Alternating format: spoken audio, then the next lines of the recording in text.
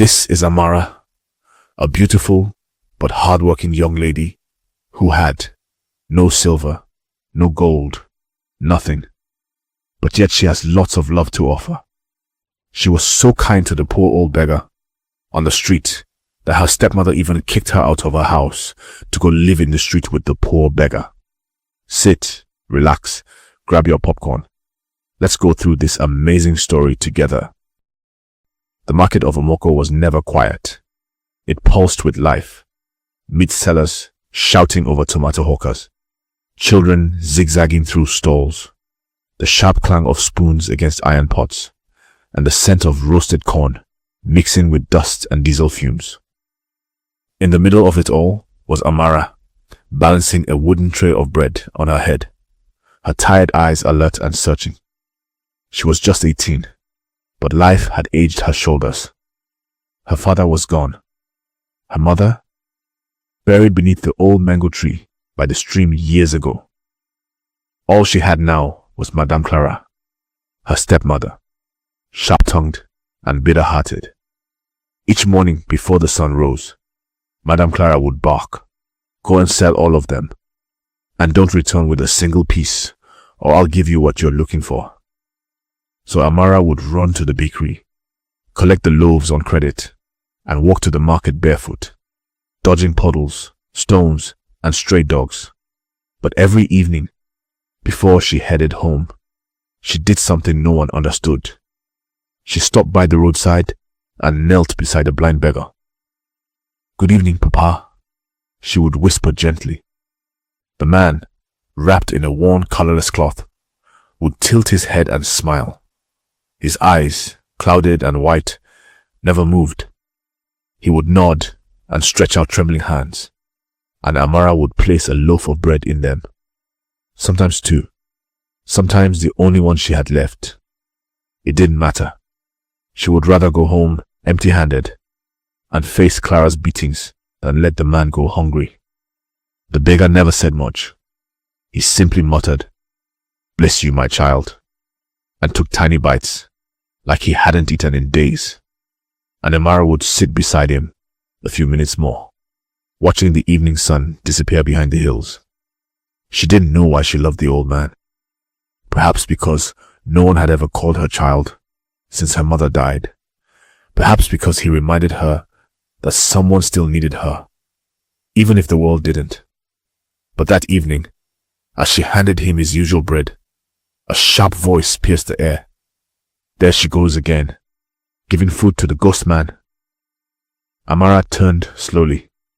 It was Madame Ruth, a tomato seller whose mouth was faster than her hands. A few other women joined in. "Does she think feeding a beggar will buy her ticket to heaven?" one sneered. "She doesn't even have food for herself, and she's feeding another hungry soul. Madness." Amara's cheeks burned with shame, but she said nothing. Papa Yaja, as she had come to call him, sensed the tension and turned his head. "Don't listen to them," she said quietly. "Eat. Tomorrow I'll bring banana bread. You like that one?" That night, Amara returned home with no sales and bruises on her back. Madame Clara was furious. "You're feeding a beggar?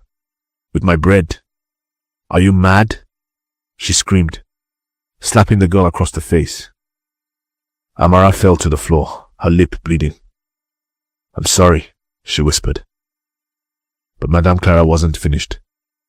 "If you take one more loaf to that filthy man, you will not step into this house again. Try me and see."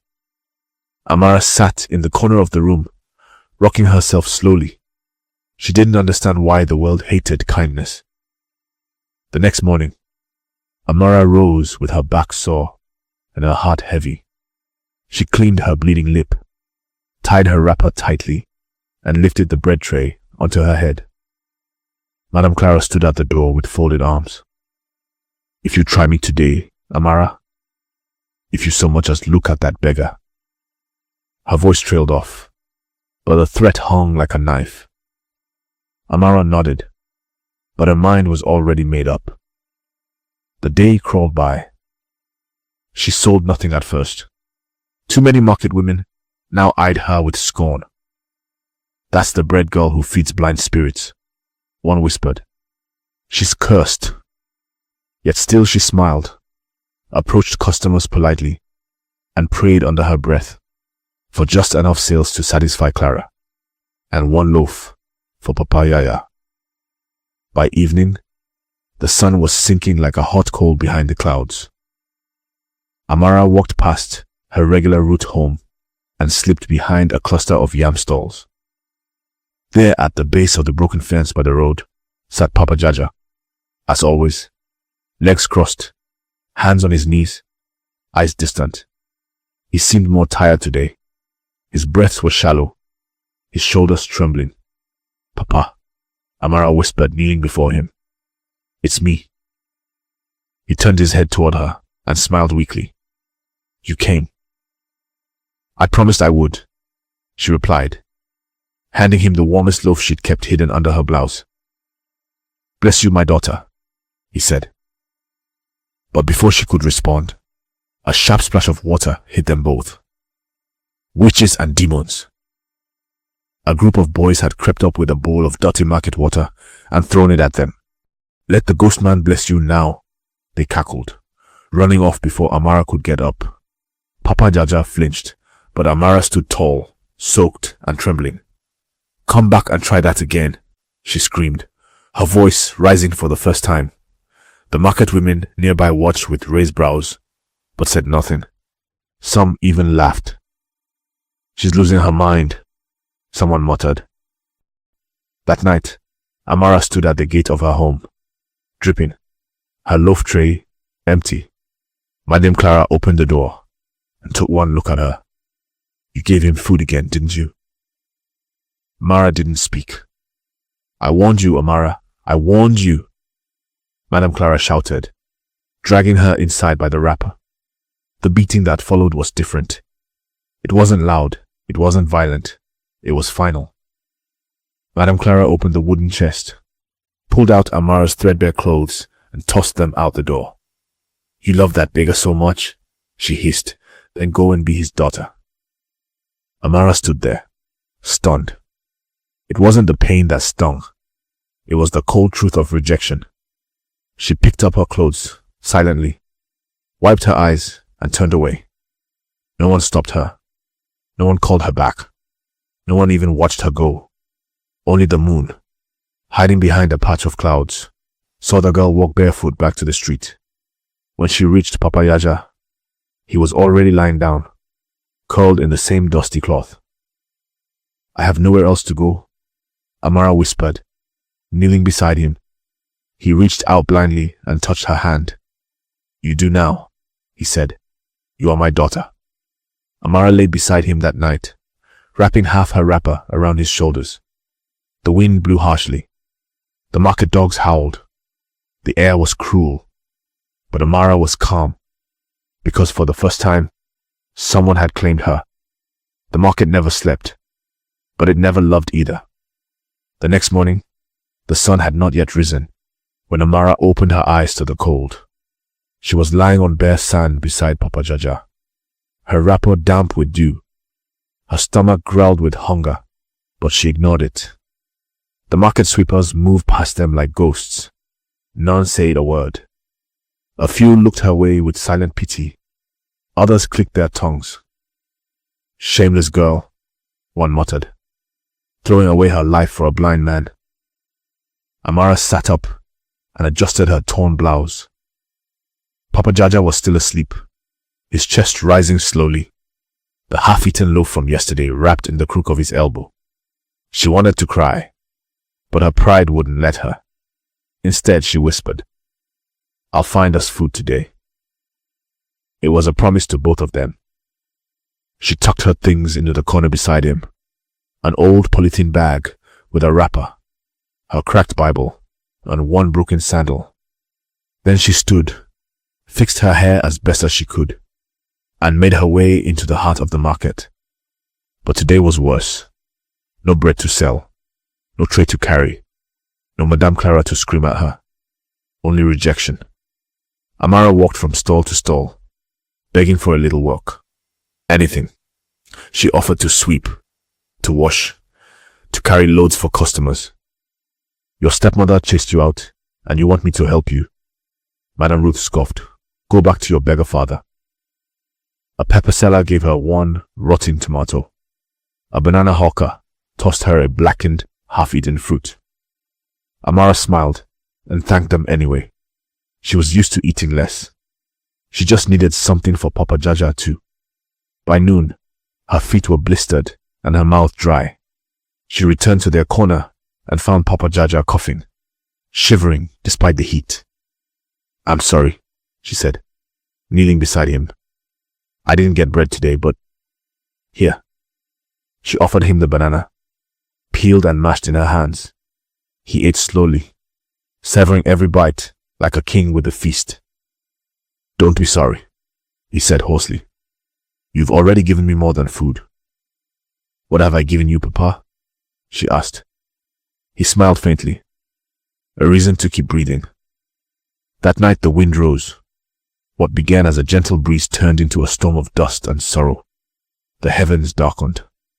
Thunder rolled over the horizon, and the market began to scatter like frightened birds. Rain! Someone cried. Within minutes, the sky tore open, pouring out its fury. Amara grabbed her wrapper and tried to cover Papa Jaja, but it was no use. The corner they slept in flooded quickly. Water rose under their feet. Mud splashed up to their knees. A large umbrella merchant nearby slammed his shutters shut and yelled, Stay away from my stall, girl. You'll bring sickness. Amara dragged Papa Jaja to a patch under a broken zinc roof, but the leaks were too many. They were soaked through, shivering like forgotten dogs in a storm. Papa, she cried, pressing against him. Please don't fall sick. Please. He coughed violently, and his head slumped against her shoulder. That was when she saw it. Through the rain, through the mist and chaos, a sleek black car slowed to a stop just a few meters away. Amara froze. No one drove into the market in weather like this, especially not in cars like that. Glossy, foreign, tinted. She squinted through the downpour. The car didn't move. Its engine purred like a panther, but no one stepped out. Then, the tinted glass on the back seat rolled down, just slightly. She couldn't see a face, just the silhouette of a man, watching her, watching them. She blinked water from her eyes, heart pounding. Was he a government official? A foreigner? A kidnapper?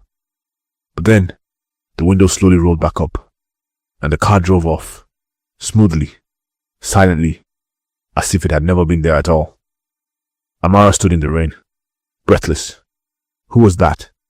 Why was he watching them? By dawn, Papa Jaja had developed a fever. His hands shook, his cuffs rattled his frail body. Amara tore pieces of her wrapper to use as compress cloths. She fetched water in her palms from a leaking tap and cooled his face. She hadn't eaten in 2 days, but still, she smiled and hummed, quietly, brushing his grey hair with her fingers. You'll get better, Papa, she whispered. You have to. That evening, another market woman tossed her a bag of leftover bread ends. Take this and go. I don't want customers thinking you're one of us. Amara bowed in gratitude, tears in her eyes. She fed Papa Jaja piece by piece, biting only what he told her to take. Then, once he was asleep, she rested against the muddy wall, eyes wide open, her mind replaying the moment the black car had stopped. She didn't know who that man was, but she had a strange feeling. This wasn't the end. Something had begun. The sun rose heavy and red the next morning, like an omen. The market woke slowly, still soggy from the storm, its vendors weary, their wares covered in damp tarpaulins. Amara had barely slept. Her bones ached from lying on wet ground, but she didn't care. Her eyes were fixed on Papa Jaja. His fever had worsened. His skin burned to the touch. His body trembled as if something inside was breaking. "I need help," she whispered, brushing his damp forehead. "I need medicine." But who would help her? She had no money, no family, and no name that meant anything but mockery. Still, she stood, stretched her sore limbs, and tightened her wrapper. She had to try. She walked through the market with desperate purpose, stopping at every stall, every familiar face. But the answers were all the same. "Help you? You again? I'm not a charity." She found a small pharmacy shack by the edge of the market. The woman inside looked at her suspiciously. "Medicine? For who?" "My father. He's sick," Amara replied. "He has a fever." "Money?" I don't have, but I can clean your stall for a week." The woman laughed and waved her away. "Leave my shop, beggar child." Amara turned and walked away, cheeks flushed with shame, heart boiling with frustration. As she reached the center of the market, she saw a small crowd gathering around the scene. 2 young boys were pointing and shouting. A police truck had pulled up beside the far stalls. Uniformed men stepped down, yelling at street traders, scattering hawkers like frightened ants. "Illegal squatters," one shouted. "Pack your things now or be arrested." Amara's heart skipped. She ran back toward Papa Yaja's corner, her feet kicking up dust. But it was too late. 2 officers were already standing over him, prodding him with a stick. "Get up, old man. You can't sleep here anymore." "He's sick," Amara cried, rushing forward. They turned to her. "Who are you?" I'm his daughter. Please, he can't move." "Both of you into the van." "No, he's blind. He didn't do anything." One officer grabbed her by the arm and twisted it behind her back. Amara screamed, "Don't resist." "I'm not a thief. He's sick. Let us go." But the officers didn't care. In minutes, she was shoved into the back of the truck, her face against rusted iron bars. Papa Jaja was nowhere in sight. The last glimpse she caught of him, he was slumped sideways as officers argued about whether to leave him or call an ambulance. The van drove off. Inside the detention hall, the air was thick with heat and sweat. Amara sat, curled in a corner, her knees to her chest. Her face throbbed where the officer had slapped her. Her clothes were torn, her eyes dry from too much crying. The officers laughed and gossiped nearby. She called that old beggar her father. Maybe she's mad. Maybe she's a street thief. Hours passed. Then something shifted. A junior officer entered the station and whispered to his superior. Within seconds, the entire mood changed. The senior officer stood sharply. "Are you sure?" "Yes, sir." The call came from the state office. "Name?" "Jaja Williams." The senior man's face turned pale. "Release the girl, now." "But sir." "Now." Amara didn't understand what was happening. 1 minute she was dirt. The next, they were offering her water, a seat, an apology. "Are you okay?" one asked. She stared at him. "No," she said quietly. "Where is my father?" We're looking into that." Then another man entered. A well-dressed man in a blue suit with polished shoes and a calm, unreadable expression. "Miss Amara," he said. She stiffened. "I've been sent to escort you." "Escort me where?" He didn't answer. He just stepped aside and gestured for her to follow. Something in his tone made her obey. The car they entered wasn't like the one from the stormy night, but it was similar. Clean, air-conditioned, silent. She clutched her hands in her lap, afraid to ask questions. After 30 minutes of quiet roads and winding bends, they stopped at a large black gate, guarded by men in white. The gates opened without a word. Inside was a compound like she had never seen. Flower beds, tiled paths, white pillars, and a house that looked like a palace. "Where are we?" she asked. "You're safe now," the man said. They led her into a warm, candle-lit room with velvet chairs and golden lamps. At the center of it all sat Papa Yaja. She gasped. He was clean. His face was shaved. He was dressed in a white robe with gold trim. His feet rested in soft slippers. "Papa," she breathed. He smiled. "My daughter." She ran to him, dropped to her knees, and held his hand tightly. "What is happening?"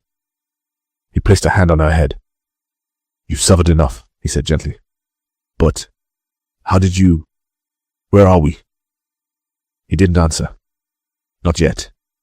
His eyes remained blind, his voice gentle. But there was something in the air. A storm was still coming, and Amara could feel it in her bones. Amara didn't sleep that night. Not because the bed was too soft, or the air too cool, or the silk nightgown they gave her too fine, but because nothing made sense. She lay beneath a ceiling of stars, painted into the plaster, listening to the silence of a house that felt more like a temple than a home.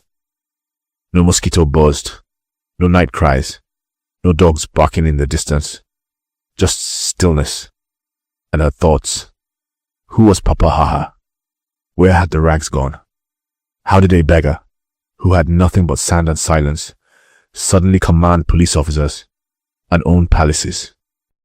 The next morning, she dressed in the gown they gave her and stepped cautiously into the hallway. A woman in a black suit was waiting. "Miss Amara, please follow me." "Where are we going?" she asked. "You have a visitor." They led her to a large sitting room with glass walls and a view of a garden blooming with hibiscus and orchids. Sitting at the far end of the room was a man in his 40s. He was sharply dressed, clean-shaven, with a tablet in one hand and a glass of orange juice in the other. When he saw her, he stood immediately. "Amara," he said with a warm smile. "Please sit." She remained standing. "Who are you?" "I'm Mr. Anayo, personal assistant to Chief Jaja Williams." She stared at him, stunned. "You mean Papa Jaja?" He nodded. "Yes, that's his full name. You may not know it, but you've been sitting beside one of the most powerful men in Africa for weeks." Amara dropped into the nearest chair. "I don't understand." Mr. Anayo folded his hands and leaned forward. "You were chosen, Amara. Chief Jaja has been searching.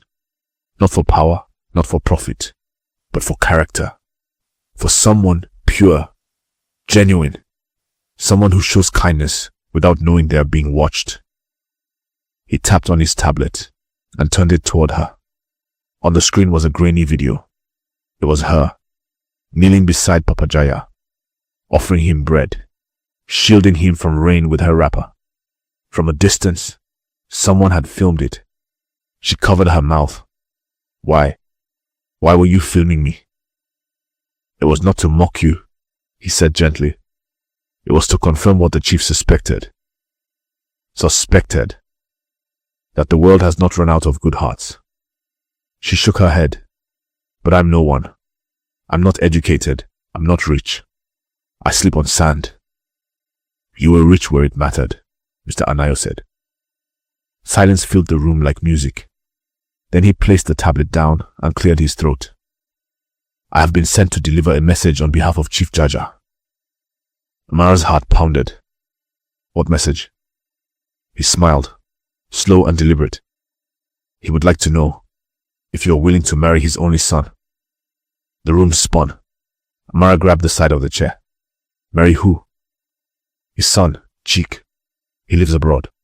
The chief has met hundreds of women, daughters of ministers, models, even actresses, but none of them offered bread to a beggar." Amara stood abruptly. "This is a joke, right? You're playing with me." "No, Amara. You're not a joke. You are the answer." Tears filled her eyes. "I don't even know how to sit at a rich man's table. I don't have shoes. I can't speak big English." "You have something more valuable," he said calmly. compassion. Amara backed away slowly, shaking her head. I'm just a poor girl. The market mocked me. My stepmother threw me out, which is exactly why you deserve everything that's coming. She was quiet. Mr. Anayo stood. Chike arrives tonight. If you wish, you can meet him. I don't know. Take your time. No one will force you. But remember, Chief Jaja has chosen you not because of what you have, but because of who you are. He left her standing in the garden view room, the silence now heavy with 1,000 dreams. Later that evening, as dusk fell in golden waves across the lawn, a new car arrived. Amara watched from the upstairs window. A tall young man stepped out. He was dressed in a white shirt, with a calm elegance that made him look like he had walked out of a storybook. But his eyes, they held warmth. He looked up. Their eyes met, and he smiled. Amara stumbled back from the window, her hands trembling. Everything she had known, mud, hunger, shame, was being swept away by something she didn't yet understand. Not yet, but soon. The chandelier in the dining hall glowed like a crown of fire above their heads. The long glass table stretched across the room, decorated with plates of steaming rice, spicy grilled chicken, jollof so perfect it shimmered, and juice poured into crystal glasses that clinked like fine wind chimes. Amara sat at the end of the table, her fingers stiff on her lap. Her dress was cream-colored silk, soft as morning mist, her hair braided neatly by housemaids, who treated her like royalty. But inside, she was still the bread girl, the girl who once fed on scraps, who slept on dust. Across from her sat Chaik. He was kind, charming, and so easy to talk to that it terrified her. He didn't speak like a rich boy. He listened when she talked about her mother, her struggles, even the mocking voices at the market. And when she told him about the day she was chased out of her home, he said quietly, I'm sorry the world was so cruel to you. Amara blinked. No one had ever said those words to her before. Not once. Still, she didn't understand why someone like him was here. Why he looked at her like she was more than just a market girl with cracked feet and trembling hands. Later that night, as the air cooled and the stars glimmered like gossiping eyes, Chief Jaja invited her to his study. The room was lined with shelves of old books, portraits, and scented wood. A fireplace flickered in the corner, though the night wasn't cold. He stood beside the window, dressed in white, his back to her. Come, he said. Amara stepped forward. Sit. She obeyed. I know you have many questions, he began. Too many, she whispered. He turned slowly and smiled. His eyes, once clouded and blind, were clear now, sharp and full of life. Amara gasped. Your eyes. Yes, he said. I was never blind. She stood up, stunned. But the white eyes, the shaking hands. Disguise, he said. Nothing more. Why? She asked, her voice breaking.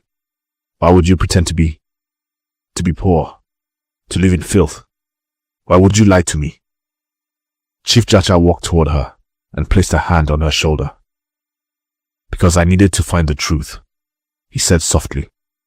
Not about you, but about humanity. She looked at him, her face pale with shock. I've spent decades building empires, making money, sitting beside presidents and kings. But I grew tired, Amara. Tired of fake smiles. Tired of people who only show love when they know they can gain something. He paused. So I disguised myself. I went into the streets. I watched. I waited. I became nothing, just to see who would treat me like something. Amara's knees buckled, and she sank back into the chair. Tears spilled freely down her cheeks. You saw me when I was invisible to everyone. You made me visible again, he replied. They sat in silence for a long while. Then Chief Jaja reached into the drawer and brought out a box. He opened it slowly. Inside was a simple necklace, gold, with a single emerald teardrop hanging from the center. "It belonged to my late wife," he said. "She was kind like you, brave like you. She fed strangers and prayed for beggars, even when I told her to stop." He took the necklace and gently placed it around Amara's neck. "My son has seen you. He has spoken to you, and he has already said he wants to walk this life with you." Amara's lips trembled. "Do you think I'm enough for him?" Chief Jaja knelt beside her, a billionaire bowing before a girl who once ate banana peels on the street. "You are more than enough. You are the answer I prayed for." She sobbed into her hands. "Then why does it hurt so much to believe this is real?" "Because the world trained you to expect pain," he said gently. "But not anymore. From now on, you are never going to be alone." That night, Amara walked out to the garden, barefoot, necklace glowing faintly against her chest. Chick was waiting. He saw her tears and opened his arms. And for the first time in her life, Amara fell into an embrace that didn't want to break her, but to hold her whole. In that moment, the girl who had once knelt beside a blind beggar in the dust became the bride of a prince. Amara and Chike's wedding would be luxury. Umoko had never seen anything like it. From the town square to the smallest kiosk, the talk of the day was the same. Amara, the market girl who used to sell bread barefoot, was getting married to a billionaire's son. Vendors gasped in disbelief. Neighbors blinked in awe. The women who once mocked her whispered behind canopies of powdered faces, wearing gel that trembled with envy.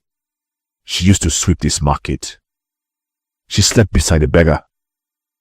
She's marrying Chief Jaja's son. And while the town buzzed with disbelief, inside the grand white cathedral at the heart of the city, Amara stood before a wall-sized mirror. Her gown shimmered like morning dew, layers of silk, lace, and elegance that kissed the ground. Her hair was woven into a crown of braids, studded with diamonds. Around her neck hung the emerald teardrop Chief Jaja had given her. Her hands trembled, not from fear, but from wonder. She could still hear Clara's voice echoing from the past. "Useless girl. Dirty child. Who will ever want you?" Now, dignitaries sat waiting. Governors, ambassadors, even a foreign princess. And at the altar stood Chiki, dressed in a white tuxedo, eyes locked on the doors she would soon walk through. But there was one more twister left. Outside the cathedral gates, a commotion stirred. An older woman in tattered clothes pushed through the crowd, her wrapper uneven, her face streaked with dust and sweat. It was Madame Clara. Her voice trembled. "Please, let me in. I must see her. She's my daughter." The guard stepped forward. "Sorry, ma. Private invitation only. I raised her. She lived under my roof." "You threw her out," someone in the crowd muttered. "She fed a beggar," Clara snapped, her pride still fighting, even in ruin. "She wasted food. And now the beggar owns this building," a woman said coldly. Madame Clara's legs gave way, and she fell to her knees on the ground, sobbing. "I was wrong. I didn't know. Please, I just want to say sorry." Inside, as the bridal procession prepared to begin, Amara paused. Through the stained glass window, she saw her, Madame Clara, on the ground, weeping. "Should I send her away?" Chief Jaja asked softly, his arm linked in hers to walk her down the aisle. Amara looked down at her gown, then at the necklace, then at her reflection. And she remembered. She remembered the slaps, the hunger, the market stones, the rain, the dust, the banana peel. But she also remembered something else. The blind beggar who smiled at her every evening. The first time someone called her daughter. The moment someone chose her, when no one else did. She turned to Chief Jaja and whispered, "I want to see her." One last time. The doors opened. Gasps swept through the cathedral like wind through dry leaves. Amara stepped out, glowing like royalty, yet walking like a child reborn. Her gown shimmered, her veil lifted by the breeze, her hands folded with grace. Madame Clara looked up and froze. Amara, the girl who I once knelt before a beggar, now stood tall before the woman who cast her aside. "I forgive you," Amara said. Clara burst into tears. "I don't deserve it. I was wicked, jealous, blind." Amara knelt down and touched her hand gently. "I'm not your burden anymore," she whispered. "I'm a daughter of grace now." And then, without another word, she rose and walked back toward the cathedral. The crowd parted. The music swelled. The bells rang. Inside, Chike waited, eyes glistening. And as Amara walked down the aisle, flanked by Chief Jaja, the man she had once fed with her last loaf, the cathedral wept, not from sorrow, but from awe. That night under the stars, the wedding reception lit up the city. Fireworks painted the sky. Musicians from 3 countries performed. Foreign dignitaries danced beside old market women. And at the center of it all, Amara stood with Chike, his hand around her waist, her smile brighter than all the chandeliers combined. As the last song played, she leaned in and whispered, "I used to think kindness was weakness." Chike smiled. "Now you know it's a crown." And together, they danced. The girl who once had nothing, now had everything. Because she chose love when the world offered her hate, and heaven had rewarded her for it.